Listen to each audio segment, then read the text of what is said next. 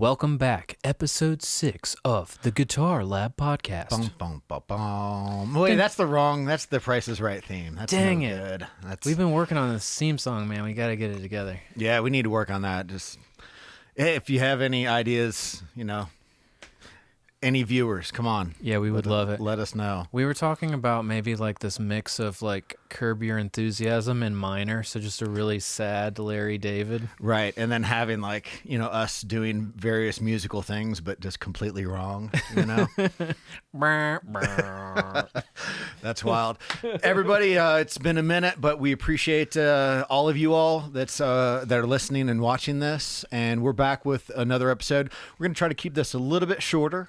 We'll see how that goes.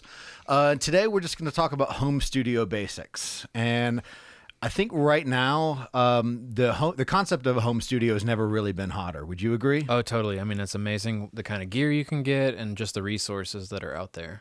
For sure, for sure. And before we started rolling, I made the comment that the big album that Billie Eilish broke with, that was produced by her brother, they recorded it in their home with very minimal gear. That's pretty amazing. And that won 5 Grammys and sold, I think, over 20 million copies. You're which saying is crazy. It's $3,000 worth of gear. Did that include the computer or no? I don't think that included it, but it was Still like a basic amazing. interface, basic mics, Nice. like super, easy. Now they might have had it mastered and mixed somewhere else, but still, I mean, again, incredible. Nothing crazy, and that album sounds amazing. Yeah, totally.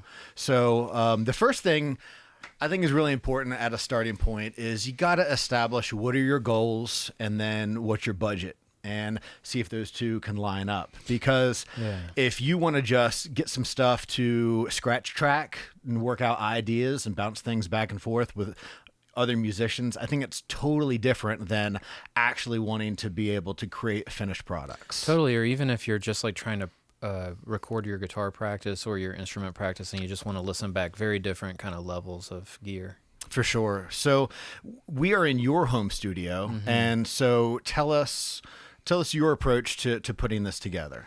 Yeah, so just to quickly summarize, I've had studios since 2001. So when I was a sophomore in high school, I got my first like Aardvark interface, Cakewalk Sonar, Audio-Technica microphone, et cetera, et cetera. So I got out of it for a while and then got back into it in like 2006 or 7. Okay. And started with Pro Tools then. So I've been Pro Tools since then, and then also I got into Ableton. I do a lot of professional sessions, and then one thing that I do like almost the most of is record backing tracks for students every day. Nice. So that's why I use Ableton a lot. I have a cab mic'd up in the other room that kind of stays mic'd up. Right. And also I have the aux box, so I can kind of record quietly, silently, or loud if I want to for those backing tracks, or if I'm doing something for a client. And I always play through my monitors. Gotcha.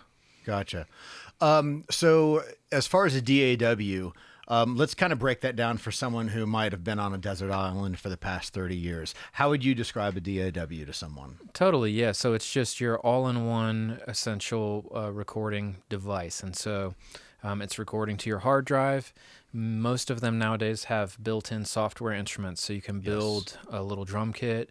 You can, some of them, like Apple Logic, will actually play drums to a part that you record. Right. And AI kind of does that. Yeah, totally. That's really cool. And then, keys are built in, effects, reverbs. Yeah. A lot of them have plug-in bundles that are, they're essentially free now, but these are things that if you were doing this 15 years ago would cost you insane amounts of cash. Totally. Yeah. I mean, you could spend so much on plugins that now you can get essentially for free. Yeah. I mean, like I was looking at, I forget which interface, but it had this Lexicon bundle that had the PCM 42, I believe. Yeah, totally. So that's probably the UAD stuff. Yes. Yeah, that's right. So I don't have anywhere near as complex of a setup that Daniel has. I just basically have an M audio. Nice. I think it's 4 in, 4 out, and use it with my laptop. And it's got a great bundle, and editing is really easy. And so I used to use a product called Nuendo. Yeah. But that was a little bit overkill for what I needed. What are you into now? Right now I'm just Cubase. Cubase, awesome. Yeah, Latest Cubase has Cubase. been great and solid for years. A lot of these have disappeared. I would say the three top that you see for the most part are Ableton, Pro Tools, and Logic. Mm-hmm. But now the UAD software that actually comes for free if you buy one of their interfaces, Yeah. that's kind of picking up some steam. And then there's some other like awesome ones like Studio One. Mm-hmm. From Presonus and some great stuff, and they're all perfectly fine. Really, you just decide what works for you and what works for your budget.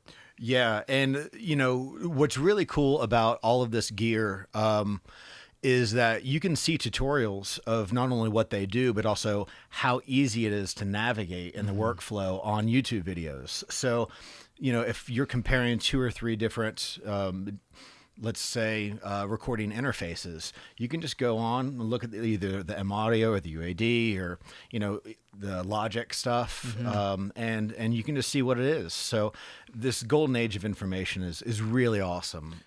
Totally, yeah. I mean, I guess we should probably mention like you were talking about budget and like kind of what your goals are in regards to interface. That's a big thing. So like I have a two input interface, so that I usually use for just Zoom, but that might be perfect for some people.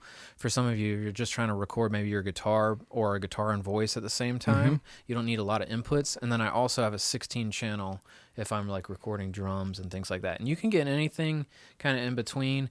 I always recommend the Focusrite stuff's really good. Super Presonus good. is good. For the money, yes. And then if you want that Primo stuff, that UAD Yeah. is like kind of next level in my opinion. For sure, because when you play, you've got an analog signal, and it needs to be converted to digital. So the interface that has a really good audio to digital to analog, that's the really key for me, because I've played some interfaces that I felt the converters were definitely lacking. Totally. And that's kind of the engine for me that I look for. You know?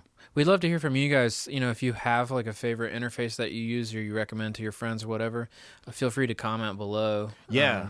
Yeah. That's where community really helps, because, I've had, like I was saying, I've had some, not only, I've had some effects like from very well-known big-time companies, digital effects, and the converters were garbage. And had anyone notified me or let me know, I would have never bought that piece of gear. Totally, absolutely. And that's the exact same thing with a recording interface. Yeah, no doubt about it. So I think we can talk about what to listen on.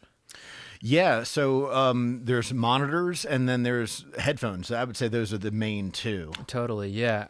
So for me, like I sit in front of my computer with my monitors on all day long, listening to music, listening to students, listening to myself. So it's really cool because it really dials you into like what music sounds like with your speakers. And I have Atom monitors, which I really like, and they have now kind of like a more entry level. So you could expect to spend maybe like $300 to $400 for the entry. Yeah. And it goes up from there. Like the mid levels are like $1,500 and then thousands, Yeah, I mean, even the entry level KRK stuff sounds incredible. Great. I mean, again, look at what you'd have to pay 15 years ago for what you're getting now. Way more, it's absolutely insane. So this is incredible. And the gear community is so hyper competitive.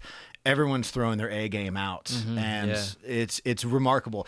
I mean, if you gave me $2,500 right now and had nothing, you could outfit a complete home studio that could be unreal. That could sound great, especially in comparison. Yeah, imagine 30 years ago, 40. Oh yeah, it's nuts.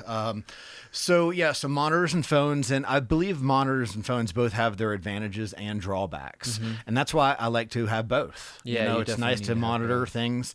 With speakers, you get the air, and then also you get a good set of headphones. And I have an old Sennheiser set that I think I bought for $130. Those are great. 15 years ago is the HD 280s. Yeah, those are awesome. I mean, just workhorse. They've been dropped, they've been stepped on, and they just keep working, and they sound great for what they are. Totally, yeah. One of the standard sets is like the Sony 7506s. They're about $90 or whatever. Those are cool. I prefer actually the Sennheisers or the Bayer Dynamics in like the $150 range. Those are pretty killer. Yeah, the Audio Technica is really good too. Yeah, totally. And also, there's also a feel element with headphones that if you've got, a studio close to you, or if you got friends who are into recording, just put some on for a little bit and see how they feel with you. Because some are not so comfortable, and that can kind of take away from the performance. Totally. Absolutely. Yeah. So microphones. Yeah. And microphones are kind of like cars. You can buy a used Kia for next to nothing, or you can buy a Bugatti, and microphones are the same thing. You can get a mic bundle from Sweetwater that has 3 or 4 mics for $180, $200. And then you can buy one U87, that costs an insane amount of Thousands and thousands. Yeah. Yeah. It really, again, so coming back to this idea of like, what are you trying to do? If you're just trying to mic up your guitar cab, I think we both agree that the SM57 is a great option. Totally. I mean, it's like so many classic records have done that. If you want to get to the next level, I recently got this microphone called a Tull G12. The Bonamassa. Yes, exactly. Yeah. So you gotta wait for a couple weeks because they send them from South Africa. They're $400. That's including the shipping. They're about $330 without the shipping, but obviously you got to pay to get it over here if you're in the States. And I can't believe how great this mic sounds. I've been using a 57 and a $1,200 121 together for quite a while. Amazing combination. This thing stacks up against it in a really pretty mind-blowing way. Yeah, that's really cool. Now, is that a ribbon mic, or what is that? It is not. It's actually a dynamic mic where they put some filtration that kind of helps get the fizziness of guitar recording out. That's great. It's really cool. Because the Royer 121 that he just mentioned is a ribbon mic, and there's a couple different types of microphones. We're not going to get into those today, but all of them have their speciality. Yeah, totally. So, this is basically a guitar podcast. So we're talking about, things like mic in your cab, right? Or you can get an amazing, condenser microphone to mic your acoustic guitar for, $200. Yep. The MXL does really great stuff for cheap. SE Electronics, really fantastic. I've always, again, enjoyed Audio-Technica just as a company overall. They're great. Yeah, and for mid-level stuff, I like the mid-level Earthworks stuff. Oh, that stuff is incredible. Especially if you get a matched pair. For acoustic guitar, it's just lights insane. out. Yeah. Their stuff is just absolutely out of this world. Yeah, for sure. But we're okay. So the interesting thing is we just spoke about a bunch of gear, but the reality is, let's say you have $100 interface and one microphone, and you just downloaded a free DAW. Get to work. That's all you got to do, right? Yep. Don't get in the rut of going, you know what? I'm really going to put in the work once I've got XYZ piece of gear. Once I have this, once I have that. No, because if you can utilize what you've got right now, you are going to be a dangerous weapon as you amass better and more efficient and, clear sounding gear. Totally. Yeah. The skills that you develop in I can't say like how many times early in my development I just sat there and it was time to record and I was like, oh crap, Yeah. Because there's so many oh crap moments that you have when you're like brand new to recording that like if you can just get those out of the way and then you start putting nicer things in front of you and in the signal chain, right? All of a sudden it's like, oh, I have less oh crap moments. I'm sounding better. And then all of a sudden my gear's getting better because I've been putting the work in.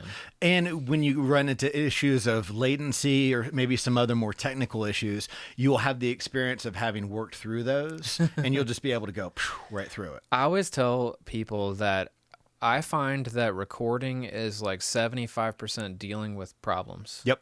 It's like a lot of it's not just pressing the record button and then going. It's kind of amazing how many little things can get in the way. Like you said, latency, or like this thing's not communicating with your computer, or all of a sudden you're, so it's like, just get to work and you'll kind of deal with all those and you'll know how to deal with them by the time you're really rocking it. Yeah, and also learning how to track down extra noises, hum or buzzes or anything, maybe something in the room if you're micing a live room. Totally. Just little things like that are just going to make you stronger and more efficient and better when you do have better gear. So just start it, and I know I've said it before, I write everything down. Yeah. So like I recorded this today, used this piece of gear, I tried this new piece of software, this new plugin, it was really great, and then next time I really want to see if I can work on my, modular synth plugin,